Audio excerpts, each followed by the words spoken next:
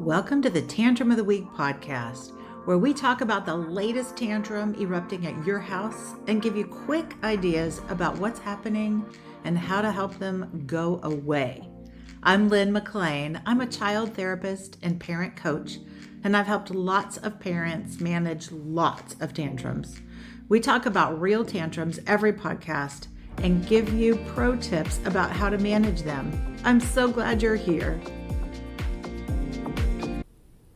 This week's tantrum of the week comes from a 9-year-old. Believe it or not, 9-year-olds are not too old to throw tantrums. Dad has promised that the family is going to go to kids' favorite restaurant.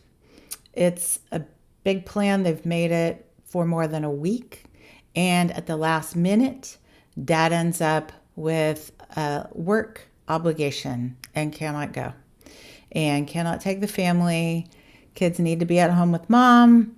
And the 9-year-old had been looking forward to this so much and absolutely breaks down.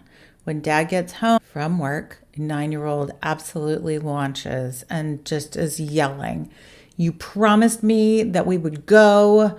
I did all the stuff I was supposed to do so we could go. And then you lied to me. You didn't take me."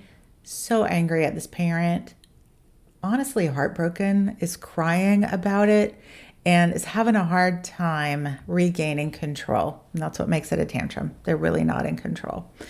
Parent is absolutely guilt-stricken and feels terrible, is a little mad also because, they had to work. It wasn't like they just decided not to go. So it's a very tense situation, and this child is yelling, and everybody at home is really upset about the whole thing. So my heart goes out to everybody in this scenario. Parents are doing their best. Honestly, I'm going to tell you, there is no parent that doesn't want to do right by their child. I've been doing this a long time, and I know this without a doubt. Working, bringing home the money that they need to provide for the household is on the list of ways that parents take care of their kids. That logic is not going to fly with a 9-year-old. And I think that even though intellectually they can understand it and they're old enough to get that, using that argument in the moment is not going to help them. I also know that when a kid is looking forward to something so much and they prioritize that feeling of being with the family and going where that they love, it's really fun, and having that taken away at the last minute can feel absolutely overwhelming. That's what happens, right? Their nervous systems get absolutely overwhelmed and they can't handle it in any kind of age-appropriate way. And at 9, we do expect kids to be able to handle things with a little more equilibrium, a little more regulation, but sometimes it just doesn't work. And at 9, you know what? Their brains are still developing these abilities. So like I said, you can tell my heart goes out to everybody in this situation. So it's important to remember that kids take promises absolutely literally. This little one was really looking forward to this on this day, and being sure that it happens even on another day is not going to help the tantrum in the moment. It can be hard for parents. We really want to teach our kids that trust is an important thing for them to establish with us.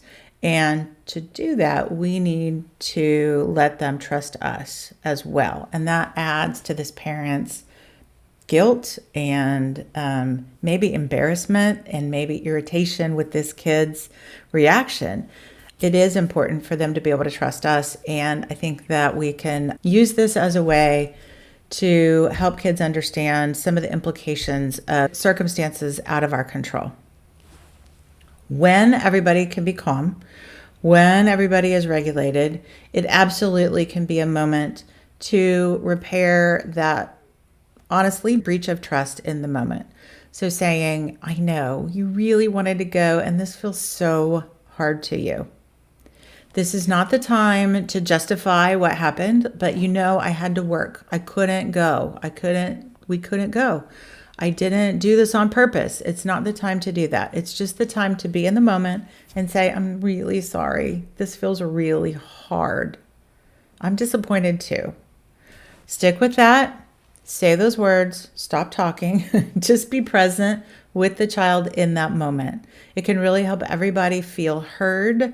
It can help everybody calm down further, and it can go a long way to helping your child understand that you do mean it. The other thing that you can do is really don't over defend yourself, like I mentioned, but you know what I did, or over explain, or try to distract. So I know he said we could, but look, we could order a pizza in. You don't have to do that in the moment. Just really stay in the moment about, I know this feels really hard, and you're calmed down, and thank you for that. Here we are. You do want to be mindful of over promising in the future, like this will never happen again. I will always be able to keep my promises to you. You don't have to do that. Things come up. This parent didn't do anything wrong. They had to go to work. They were not able to take their child to this planned pizza outing. You can't ever say, okay, it's never going to happen again. You can say, though, okay, you know what? I know this happened today. I do know that I will have time on Saturday, and we will make a plan to go. But what if you have to work? You know what? I understand. You're worried about that. It did happen today. It probably won't happen.